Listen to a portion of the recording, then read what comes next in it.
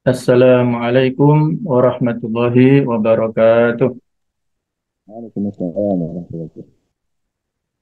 Alhamdulillah, alhamdulillahirabbil alamin wal aqibatu lil muttaqin wala udwana illa 'alal zalimin. Asyhadu an la ilaha illallah wahdahu la syarikalah syahadatan tunji qailaha yauman nadamah wa asyhadu anna Muhammadan abduhu wa rasuluh turja syafa'atuhu yaumal qiyamah. Allahumma salli wa sallim ala sayyidina wa habibina wa maulana Muhammad wa ala alihi wa sahbihi ajma'in, amma ba'd. Para Bapak Ibu sekalian rahimakumullah, para asatidzah wal ustadzat rahimakumullah. Pada kesempatan ini mari kita menghayati, mentadaburi surah Al-Mumtahanah pada sesi ini 1 sampai 6, kemudian nanti insya Allah yang berikutnya 7 sampai akhir ya, sampai dengan 13. Yang berjudul pada paragraf ini adalah menjaga keberlangsungan perjuangan. Sebelumnya, mari kita hayati pengantar di antara yang disampaikan oleh para ulama bahwa surat ini merupakan salah satu episode dari silsilah tarbiyah atau pendidikan iman, tarbiyah imaniyah, penataan sosial kemasyarakatan dan sistem negara dalam masyarakat berbudaya dan modern.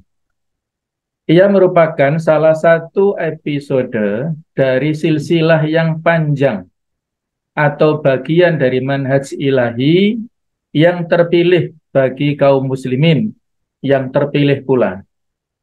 Allah telah memilih mereka sebagai orang-orang yang ditugaskan untuk merealisasikan manhajnya yang dikehendakinya atas seluruh manusia dalam bentuk praktisnya yang nyata.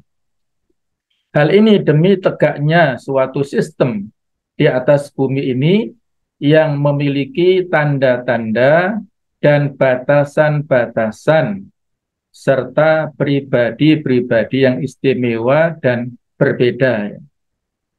Dalam surat ini ada dinamika yang itu bisa saja terjadi di masyarakat kapanpun dan dimanapun. Nah, termasuk di sini pada masyarakat Madinah diberikan contoh yang konkret oleh Allah Ta'ala bagaimana indikasi-indikasi penyimpangan yang ada di masyarakat dan juga bagaimana solusi untuk menyelesaikannya. Yang di sini adalah kaitannya dengan keamanan atau rahasia negara ya. Berikutnya adalah tentang surah Al-Mumtahanah. Ini adalah termasuk jenis surah Madaniyah, terdiri dari 13 ayat. Adapun penamaannya disebut bahwasanya surah ini, sumiyat surah, bisa disebut surah Al-Mumtahinah dengan dikasrohkan haknya ini, yang artinya adalah dinisbatkan kepada si wanita secara majas, jadi berarti perempuan yang menguji. Nah, sama dengan penamaan surah Baro'ah, Al-Muba'thirah wal-Fadhihah, yaitu dalam rangka untuk mengungkap aib-aib orang munafik. Dan yang lebih terkenal, surah ini difathahkan haknya, Al-Mumtahanah. Artinya adalah perempuan yang diuji. Ada beberapa versi, siapa yang dimaksud Al-Mumtahanah, perempuan yang diuji ini. Sebagian di antara ulama yang dimaksud adalah Ummu Kulthum bintu Uqbah ibnu Abi Mu'aid, yang Allah Ta'ala berfirman tentangnya, famtahinuhun, Allahu a'lamu bi imanihina pada ayat 10 nanti ya. Wa hiya imra'atu Abdurrahman ibni Auf. Ini adalah istri daripada Abdurrahman bin Auf. Waladat lahu Ibrahim ibni Abdurrahman. Jadi si Ummu Kulthum ini melahirkan putranya Abdurrahman yang bernama Ibrahim ya. Dari sini bisa kita ambil sebuah pemahaman ya, bahwasanya Abdurrahman bin Auf pada saat hijrah meninggalkan istrinya yang saat itu belum masuk Islam, ditinggalkan oleh Abdurrahman bin Auf bersama dengan harta ya, karena orang-orang kafir Quraisy saat itu memberikan ancaman kepada Abdurrahman, kalau kamu mau hijrah ke Madinah, tinggalkan harta bendamu di Mekah di sini. Nah, Abdurrahman ya karena cintanya kepada Islam, kepada Rasul, maka ditinggalkanlah harta yang sangat banyak di Mekah itu. Kemudian istrinya ditawari, kalau kamu mau hijrah bersama suamimu, tinggalkan hartamu. Tapi kalau kamu mau tinggal di sini, kami akan memberikan kamu separuh daripada harta suamimu. Rupanya si istri ini memilih untuk tetap tinggal di Mekah pada saat itu ya. Baru kemudian nanti pada peristiwa Hudaybiyah ini si Ummul Kulthum berniat ya, untuk hijrah ke Madinah. Nah, inilah penamaan ya surat ini terkait dengan kata-kata famtahinuhun. Adapun pada ayat pertama Allah Ta'ala memberikan larangan kepada kaum muslimin untuk bermualat atau memberikan loyalitas dengan orang-orang non-muslim. A'udzubillahi minasyaitonirrajim. Ya ayyuhalladzina amanu la tattakhidhu aduwwi wa aduwwakum awliya'a tulquna ilaihim bil mawaddah. Wahai orang-orang yang beriman, janganlah kalian menjadikan musuhku dan musuhmu semuanya sebagai aulia, teman-teman setia. Tulquna ilaihim bil mawaddah, yang kalian sampaikan kepada mereka itu cinta kasih, kesetiaan, yang di sini adalah berupa berita-berita Nabi Muhammad. Wa qad kafaru bima ja'akum minal haq, padahal mereka ini telah kufur, ingkar dengan apa yang telah dibawa kepada kalian berupa kebenaran ya. Rasul yang telah menyampaikan kepada kalian kebenaran, mereka telah mengingkarinya. Yukhrijuna rasul wa iyyakum an tu'minu billahi rabbikum. Mereka ini mengusir Rasul dan kalian juga diusir, dipaksa untuk keluar dari kota Makkah ini. Padahal alasannya adalah kalian itu beriman kepada Allah dan kepada Allah Ta'ala. Jadi tidak ada alasan lain. Kalian dipaksa hijrah dari Mekah ke Madinah itu gara-gara kalian mengimani Allah. In kuntum kharajtum jihatan fi sabili wabtighu amradati tusiruna ilaihim bil mawaddah. Jika kamu benar-benar keluar untuk berjihad pada jalanku dan mencari keridhaanku, janganlah kamu berbuat demikian. Yaitu apa? Memberitahukan secara rahasia berita-berita tentang Nabi Muhammad kepada mereka. Wa ana a'lamu bima akhfaitum wa ma'alantu, padahal aku mengetahui dengan apa yang kalian rahasiakan, kalian sembunyikan ataupun yang kalian nyatakan. Wa may yaf'alu minkum faqad dhalla sawa'a sabil, dan barang siapa yang melakukan dari itu, maka sungguh dia telah tersesat dari jalan yang lurus.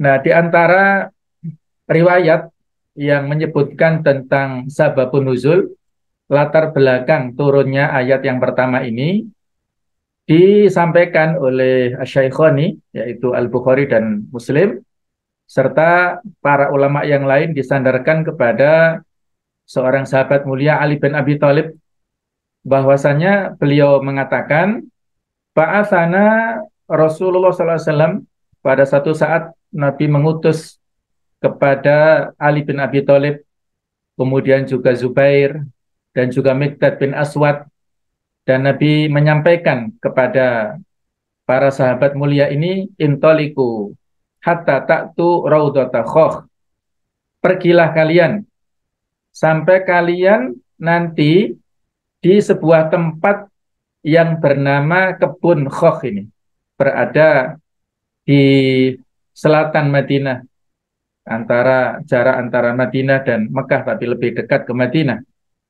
Fa inna biha dhu'ainah, karena di sana nanti kalian akan menjumpai seorang wanita yang berada pada haudaj. Haudaj ini adalah kendaraan pada masa dulu ya, tempat di atas punuk unta itu. Jadi di atas punggung unta itu tempat yang nyaman untuk bepergian pada zaman dulu ya, khususnya untuk wanita. Ma'aha kitab, dia membawa surat, fakhuduhu minha, ambillah surat tersebut dari wanita ini. Fa'tuni bihi, sampaikan bawa surat ini kepadaku. Fakhrajna, maka kata Ali, kami keluar hatta ataina raudhah, sehingga kami sampai di kebun atau raudhah ini. Fa idza nahnu bidhaina, kami betul-betul menemui si wanita yang berada di haudas tersebut. Maka kami katakan kepada wanita ini, akhrijil kitab, keluarkan kitab atau risalah, surat tersebut. Maka wanita ini mengelak, faqalat ma ma'i min kitab, aku enggak membawa surat apapun. Maka fakulna, kami mengatakan, la tukhrijannal kitab au lanulqiyanna thiyab, kamu akan mengeluarkan surat itu atau kami akan melucuti pakaian. Fa akhrajathu min iqasiha, maka si wanita ini mengeluarkan surat tersebut dari kepang ataupun tali rambutnya. Jadi dibalik rambutnya itu. Fa'ataina bihi Rasulullah SAW, maka kami bawa surat itu kepada Rasulullah. Fa'idha huwa min Hatib ibni Abi Balta'ah. Nah, ternyata surat itu dari Hatib bin Abi Balta'ah. Ilanas minal musyrikin bi Makkah, ditujukan ke siapa? Kepada orang-orang kaum musyrikin di Makkah. Yukhbiruhum bi ba'di amrin Nabi. Beliau ini, si Hatib, memberitakan kepada orang-orang musyrik tentang sebagian urusan Nabi. Menyiapkan pasukan untuk menyerbu kota Makkah. Faqala ma hadha ya Hatib. Apa ini wahai Hatib? Qala, maka Hatib membela diri ya. La ta'jal alayya ya Rasulullah. Anda jangan tergesa-gesa memvonis saya ya Rasulullah. Inni kuntum ra'an mulsaqan fi Quraisy. Saya ini orang yang akrab dulu dengan orang Quraisy. Walam akun min anfusiha, tetapi saya ini bukan dari golongan atau dari suku mereka. Jadi Hatib ini semacam pendatang ya, imigran datang ke Mekah, tapi akrab dengan orang-orang Quraisy. Wa kana man ma'aka minal muhajirin lahum qarabat, sementara orang-orang muhajirin yang berhijrah itu, yang lainnya selain saya itu, mereka punya kerabat semua di sana, masih punya banyak keluarga besar. Yahmuna biha ahlihim wa amwalihim bi Makkah, sehingga mereka bisa melindungi keluarga dan harta-harta mereka di Mekah. Fa ahbabtu idza fatani dzalik min nasabin fihim an attakhidayatan yahmuna biha qurabati. Jadi saya melakukan itu ya supaya saya ini memberikan ya semacam jasa lah kepada orang-orang Quraisy, sehingga mereka itu mau melindungi keluarga besarku yang masih ada di sana. Wa ma fa'altu dzalika kufran wala irtidadan an dini. Saya lakukan itu bukan karena landasan kafir atau murtad dari agama saya. Wala ridwan bil kufr, juga bukan karena ridho kepada kekafiran. Faqala Nabi, maka Nabi memberikan komentar, shadaqa, dia berkata jujur. Wa fihi anzalat atau unzilat dari surah, dan tentang kasus inilah diturunkan ayat pertama di surah Al-Mumtahanah, ya ayyuhalladzina amanu la tattakhidhu aduwi wa aduwakum awliya tulquna ilaihim bil mawaddah. Nah, wa tafsilul qissah, ada rincian di antara riwayat lain disebutkan tentang kisah dan surat tersebut, bahwasanya wanita itu yang dititipi itu adalah budak dari Abu Amr ibnu Saifi ibnu Hasim yang disebut namanya Sarah. Dia datang kepada Rasulullah di Madinah. Dan pada saat itu beliau sedang mempersiapkan untuk menaklukkan kota Makkah yang nantinya terjadi pada tahun 8 Hijriah.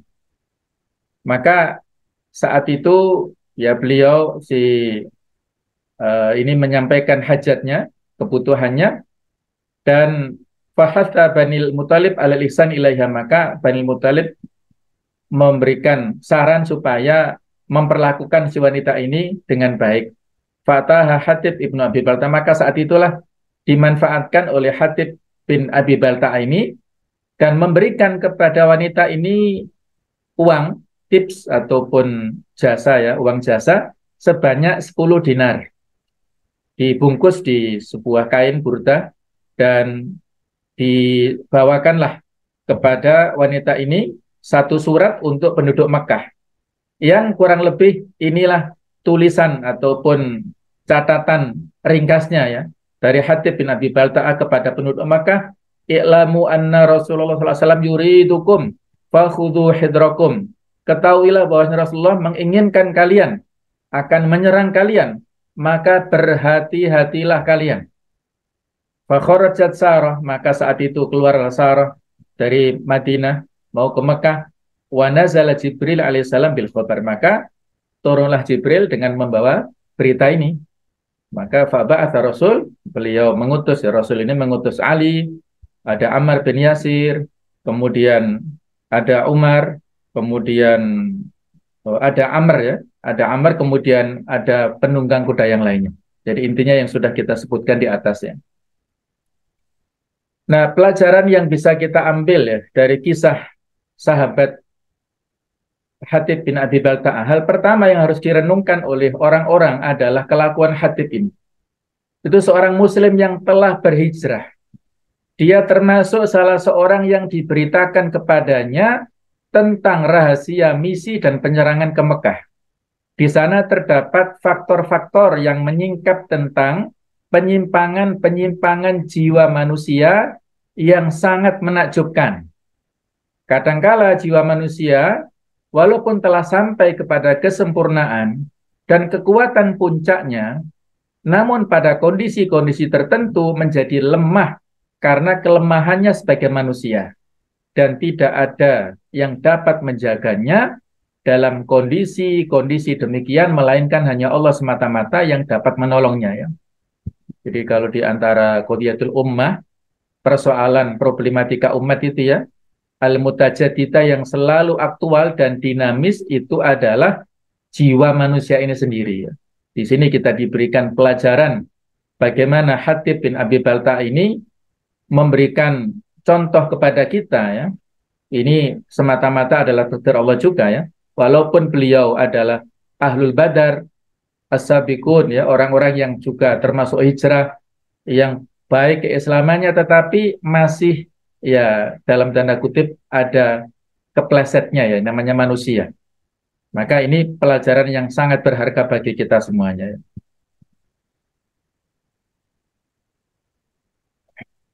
Nah, kemudian sekali lagi manusia melihat keagungan Rasulullah. Beliau tidak tergesa-gesa memutuskan hubungan hingga beliau bertanya kepada Hatib, apa yang mendorongmu untuk melakukan hal ini, wahai Hatib? Beliau bertanya dengan penuh kelapangan dada dan dengan kasih sayang terhadap kondisi kelemahan yang menimpa Hatib. Karena beliau diilhami oleh Allah Ta'ala bahwa dia jujur. Ini juga di satu sisi pentingnya seorang qaid, seorang pemimpin. Ketika ada indikasi penyimpangan pada anggotanya, pada rakyat yang dipimpin, tidak emosional dalam menanganinya, tapi dengan lemah lembut diberikan hak jawab kepada Hatib ini. Apa? Apa latar belakangnya? Mahadha ya Hatib tadi ya. Apa ini ya wahai Hatib? Nah, diberikan hak jawab pada Hatib ini. Nah, oleh karena itu beliau melarang para sahabatnya untuk mencela dan menghardiknya.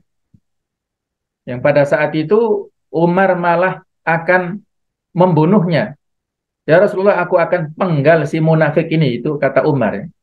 Nabi melarang ya. Sodako, dia berkata benar dan jujur, maka janganlah kalian mengatakan sesuatu kepadanya, melainkan perkara yang baik.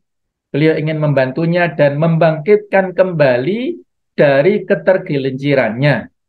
Rasulullah sama sekali tidak mengusirnya dengan perbuatannya itu dan tidak membiarkan seorang pun mengusirnya karenanya.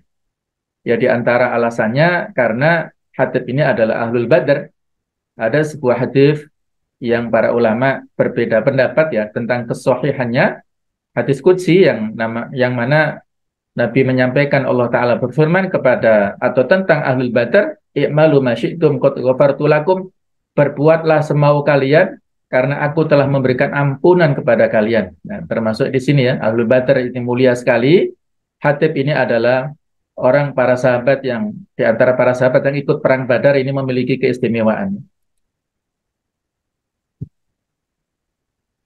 Nah, di ayat ini para ustadz dan ustadz sekalian, ayat ini menunjukkan tentang larangan bermualat atau menjalin persekutuan ya, dengan kaum kafir dalam bentuk apapun. Wahai orang-orang yang percaya dan beriman kepada Allah dan Rasul-Nya, janganlah kalian menjadikan musuhku dan musuh kalian sebagai para penolong, teladan, teman setia, sahabat karib dan penyokong bagi kalian, yang kalian menyampaikan dan membocorkan kepada mereka berita-berita Nabi Muhammad dan kaum mukminin karena jalinan kasih sayang antara kalian dan mereka ya. Jadi saat itu dikecewakan oleh orang-orang Quraisy yang saat itu berkonspirasi dengan Bani Bakrah yang pada saat perjanjian Hudaybiyah itu di antara klausulnya harus saling menjaga ya, tidak ada pertikaian, tidak ada peperangan di antara mereka dan harus saling mendukung ya. Kalau kaum Quraisy itu berkoalisi dengan Bani Bakrah, sedangkan orang-orang muslimin dari Madinah berkoalisi dengan Bani Khuza'ah. Nah, sementara orang-orang Bani Bakrah ini melakukan penyerangan kepada Bani Khuza'ah dengan disuplai senjata oleh orang-orang Quraisy. Nah, inilah celah yang menjadikan Rasulullah SAW harus komitmen ketika ada teman koalisinya disakiti ataupun diserang, maka beliau memberikan ini perlawanan ataupun ya ancaman yang keras kepada orang-orang Quraisy dengan akan menaklukkan kota Mekah pada saat itu ya.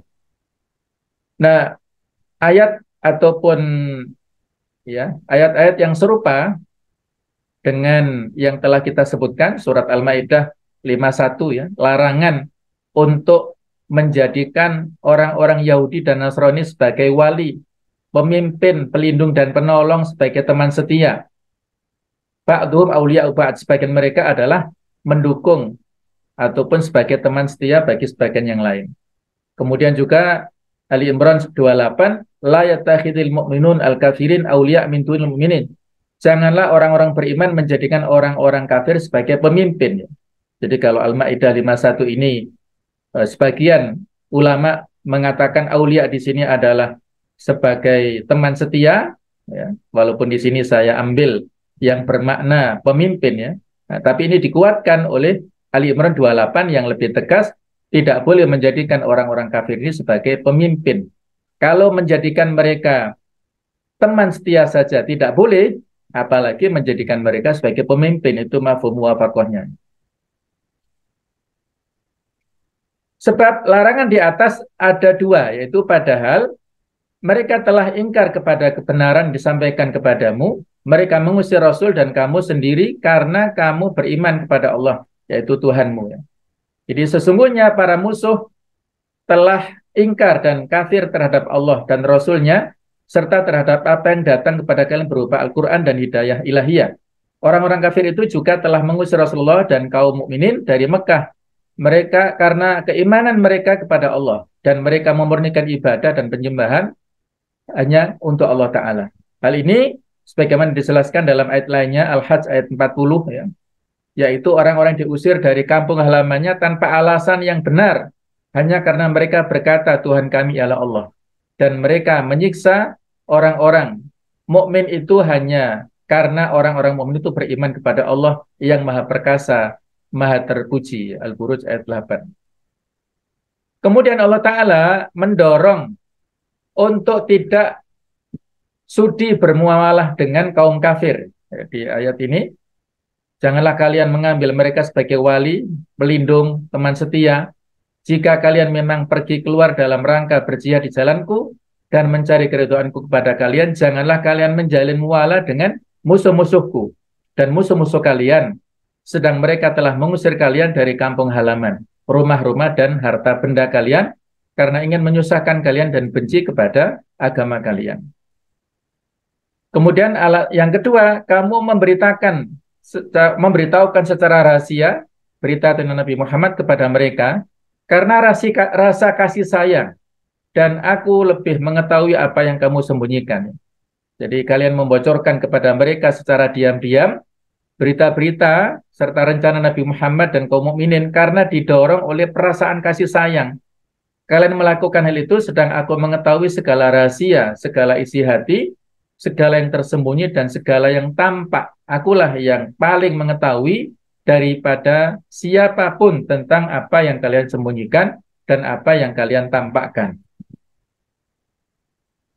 Kemudian poin kedua yang bisa kita ambil pelajaran ya dari awal-awal surat ini adalah pentingnya menjaga rahasia strategi perjuangan ya.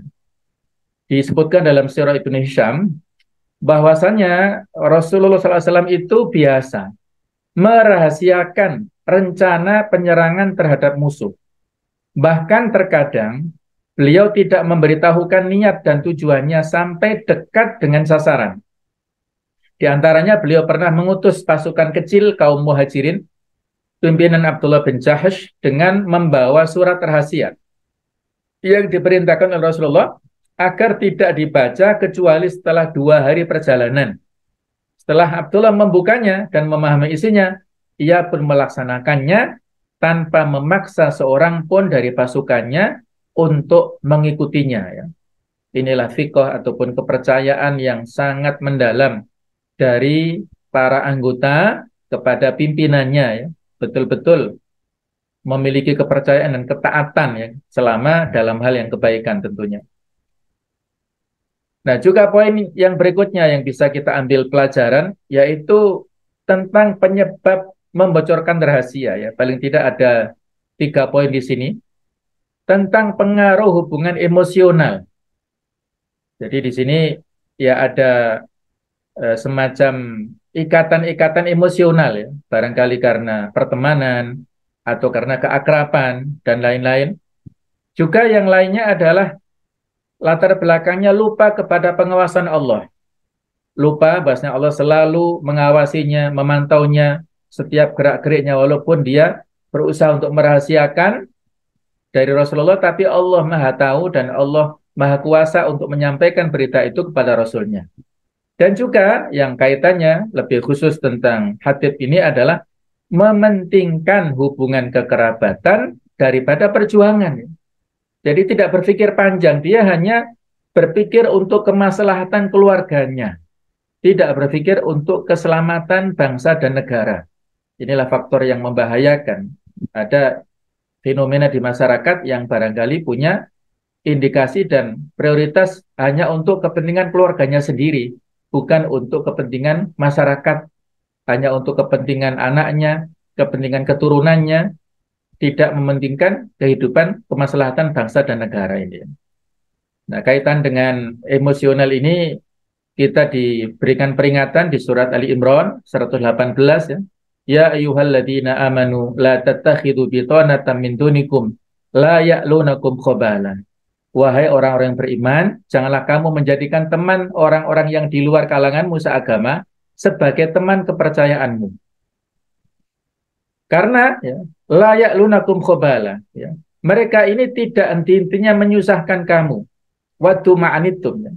Mereka ini selalu menginginkan, mengharapkan kehancuranmu. qad badatil baghdha min afwahihim, sungguh telah nyata kebencian dari mulut-mulut mereka, wa ma tukhfi suduruhum akbar, yang tersimpan dalam hati itu jauh lebih jahat. Qad bayyana lakumul ayati in kuntum ta'qilun, sungguh telah kami terangkan kepadamu ayat-ayat kami jika kamu mengerti. Barangkali ini adalah kaitan emosional tadi ya, pertemanan atau persahabatan ini yang menjadi latar belakang seseorang menyampaikan rahasia ya, karena sudah saking akrab, sudah saling percaya ya, kepada teman-teman yang non-muslim di sini, maka menyampaikan rahasia-rahasia negara. Nah, ini etika yang harus kita pegang teguh, ya, kata Abu Hasan Al-Mawardi, yaitu ilam anna kitmanal asrar min aqwa asbabin najah wa atwam li ahwalis solah. Menyembunyikan rahasia adalah penyebab keberhasilan yang paling hebat dan paling melanggengkan kebaikan. Bahwa apa yang kita dengar, yang kita tahu itu adalah amanah. Amanah itu harus kita tunaikan. Kalau kita umbar, maka ini akan bisa menjadi bahaya. Maka disinilah kitmanul asrar. Tidak semua yang kita dengar, yang kita lihat, yang kita tahu itu harus disampaikan, harus disimpan, dan kalau perlu ya sampai nanti akhir ya. Maksudnya kalau ini adalah kaitannya dengan aib, misalnya kita menyimpan aib kepada sama muslim, itu adalah perintah dalam agama kita. Kalau ini kaitannya dengan kemaslahatan umum ataupun yang kaitannya dengan rahasia negara, apalagi. Jadi ini termasuk di antara adab, kecuali kalau misalnya ini hal yang membahayakan, harus dikasih solusi misalnya ya, atau mungkin ada kaitannya dengan persoalan-persoalan yang perlu dicari jalan keluar ya, itu beda lagi. Nah, berikutnya yaitu tentang kaidah-kaidah menjaga rahasia, sederhana dan penting bagi setiap mujahid ya. Ini panjang poin-poinnya ya, saya tidak menyebutkan satu persatu ya, insya Allah nanti akan saya share ya PPT-nya supaya lebih maslahat. Jadi ini kaidah-kaidah yang saya rasa penting lah untuk menjadi panduan kita ya, supaya kita memiliki sifat amniyah ataupun menjaga ya keamanan. Ihfadillah yahfadka, kalau Allah insya Allah akan menjagamu. Al-wiqayatu khairun minal ilaj, pencegahan lebih baik dari pengobatan. Al-ma'rifatu ala qadril hajah, pengetahuan sesuai dengan kebutuhan. Al-ma'lumatu liman yahtaju ilaiha wa biqadriha, informasi bagi yang membutuhkan dan sesuai kebutuhan. La takun asiron li'adah, janganlah kamu menjadi tawanan terhadap suatu adat karena latah ya, atau ikut-ikutan ya. Nah, kemudian al-kitman, jadi bersembunyi, menyembunyikan itu, wa yata'atta bi'adamil hadis anin nafsi wal amal wa anil akharin wa amalihim, yaitu selalu datang tanpa berbicara terhadap dirinya dan pekerjaannya, dan tanpa membicarakan orang lain dan pekerjaan mereka. Tasarruf bi syaklin tabi'i wala tuthir haulaka asyubhat, berperilakulah secara alami dan tinggalkan terhadap orang lain ada di sekitarmu suatu syubhat. Kemudian khatid musbaqan litawari wal muhtamalah wajahis usluban litakhallus, buatlah konsep terlebih dahulu kemungkinan kondisi darurat dan persiapkan cara untuk menyelesaikan. Yang ini disebut fikul ma'alat ya, fikih dampak untuk antisipasi terhadap segala kemungkinan yang akan terjadi. Istakhdim wasail jayidah lil ikhfa, dan seterusnya ya. Pergunakanlah sarana yang baik untuk menyembunyikan sesuatu. Daftar nomor telepon mungkin dapat ditulis seperti daftar harga atau daftar keuangan, dan jangan disimpan dalam HP ya. Kemudian al-hadar minal mutaba'ah, berhati-hatilah dari pantauan dan berhati-hatilah untuk menghindar dari spionase ya. Jangan sampai kita mengumbar keluarga kita di medsos misalnya, sehingga bisa diidentifikasi, oh ini toh istrinya, oh ini toh anaknya, oh ini toh keponakannya, oh ini toh, sehingga gampang kalau ada masalah nanti akan diidentifikasi. Nah, ini harus kita hati-hati. Nah, kemudian poin yang lain ya, bahwasanya al-aslu fit tawarik, pada dasarnya kita dalam kondisi darurat adalah bersembunyi, karena setiap pergerakan akan ada pertemuan. Kemudian berhati-hatilah menggunakan telepon, ya.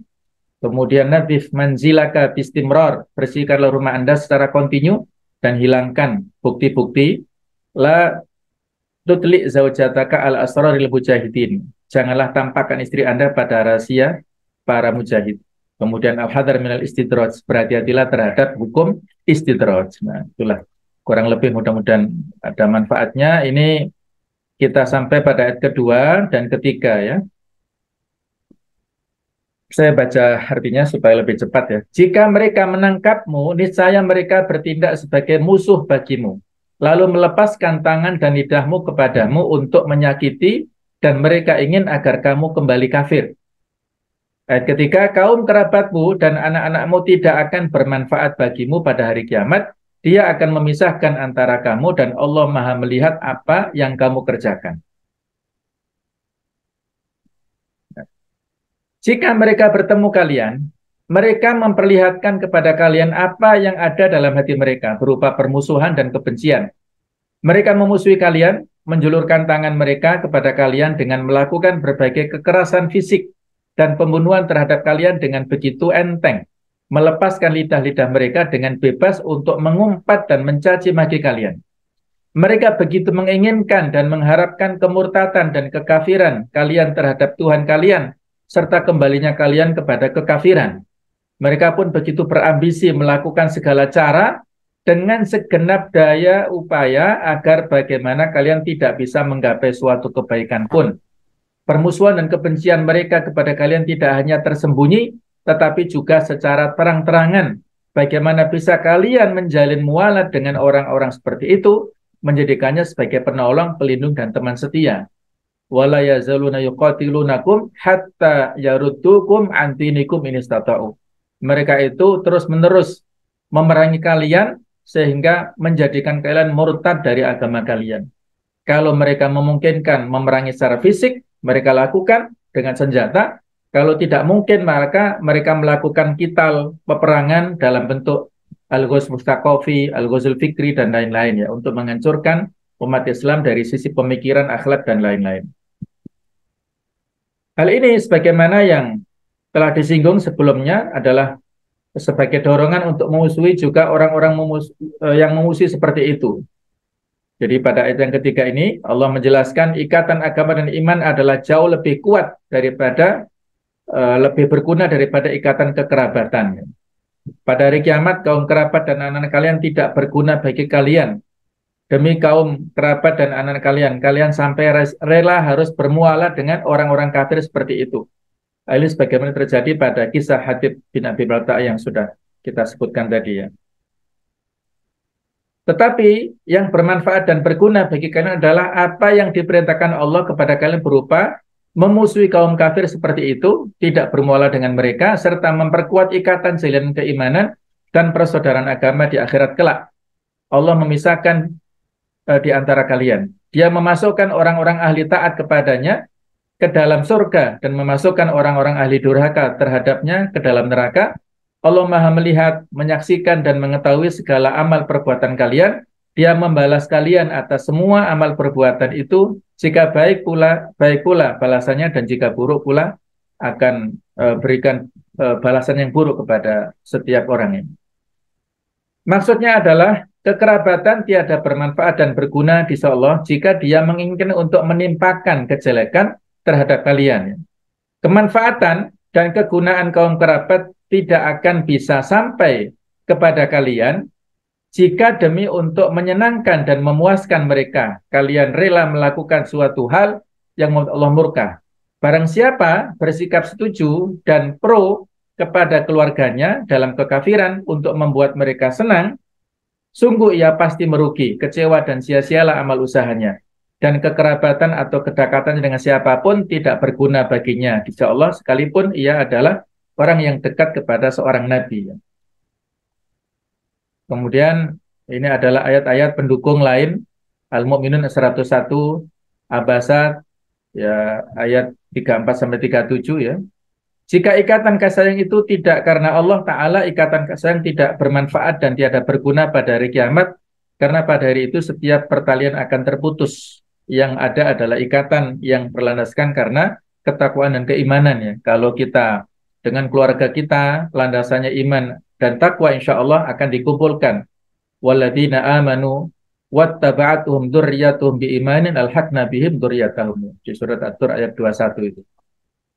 Nah, kemudian berikutnya adalah kita belajar dari kisah Nabi Ibrahim alaihissalam di ayat yang keempat. Qad kanat lakum uswatun hasanah fi Ibrahim walladzina ma'ah. Sungguh telah ada suri tauladan yang baik bagimu pada Nabi Ibrahim dan orang-orang yang bersama dengannya.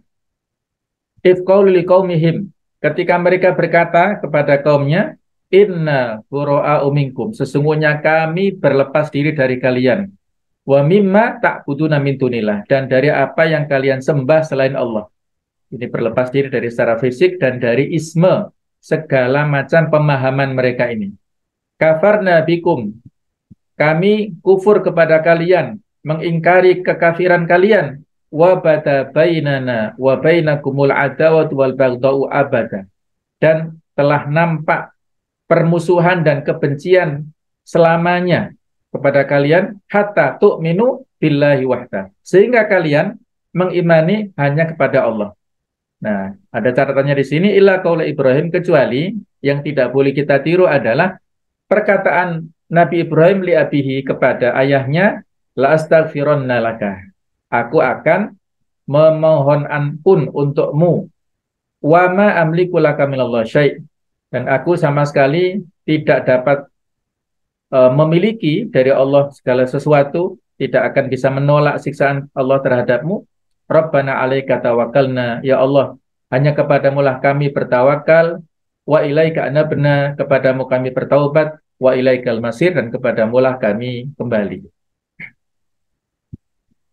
Kemudian ini doa Nabi Ibrahim diteruskan pada ayat yang kelima, Rabbana la taj'alna fitnatal lil ladzina kafaru, wahai Tuhan kami, janganlah Engkau jadikan kami sasaran fitnah bagi orang-orang kafir. Waghfir lana Rabbana, dan ampunilah kami, wahai Tuhan kami, innaka antal azizul hakim, sesungguhnya Engkau adalah zat yang maha perkasa lagi maha bijaksana. Kemudian diulangi lagi ayat yang ke-6, laqad kana lakum fihim uswatun hasanah, sungguh ada pada mereka itu Ibrahim umatnya uswah hasanah, contoh yang baik, liman kana yarjullaha wal yaumil akhir, untuk siapapun yang mengharap pertemuan dengan Allah dan hari akhir, wa may tawalla, dan siapa yang berpaling, maka fa innallaha wal ghaniyyul hamid, maka dialah Allah Ta'ala yang maha kaya lagi maha terpuji.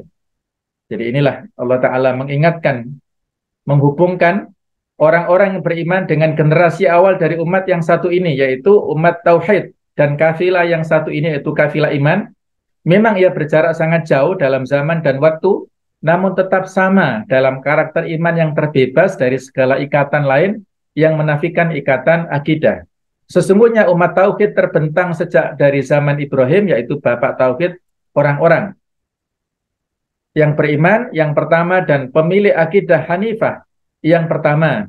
Dalam diri Nabi Ibrahim terdapat teladan, bukan hanya dalam bidang akidah semata-mata, namun juga dalam perilaku, juga dalam percobaan dan ujian yang dijalaninya dan dibebankan kepadanya, yaitu ujian kasih sayang kepada kaum kerabat dan ikatan-ikatan kekeluargaan. Kemudian Ibrahim lulus dari ujian bersama orang-orang yang beriman kepada Allah bersamanya, dan dia pun tulus dan murni memperjuangkan akidahnya semata-mata. Sesungguhnya telah ada suri tauladan yang baik pada Nabi Ibrahim. Jadi intinya kita di dalam ayat-ayat pertama ini dibandingkan ya antara kasus Hatib bin Abi Balta'ah yang tadi seolah-olah memberikan pelajaran kepada kita, tidak lulus dalam hal ujian ya, tetapi mendapatkan dispensasi ampunan dari Rasulullah.